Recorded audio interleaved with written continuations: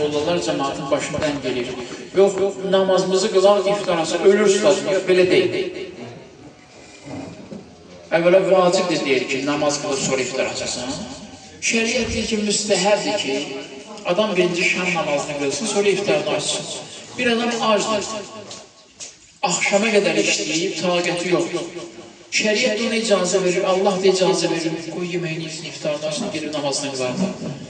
Sıxmaqla deyil, bir adamın doğrudan da halı kifayət edir ki, geçsin namazını qılsın, sonra gəlsin iftarını açsın. O da elə eləsin. Bunu sanki pıçıldayıram da qulağımıza. Sanki pıçıldayıram, yəni bəzən ürək ağrıdan mövzular var. Bəzən biz Allahın yerinə özümüzü qoyuruq, Allah qalıb iqrarda, biz Allahlıq edirik cəmaat. Bu problemli məsələdir, bu çətin bir məsələdir. Allah amma çox mərhəmətlidir.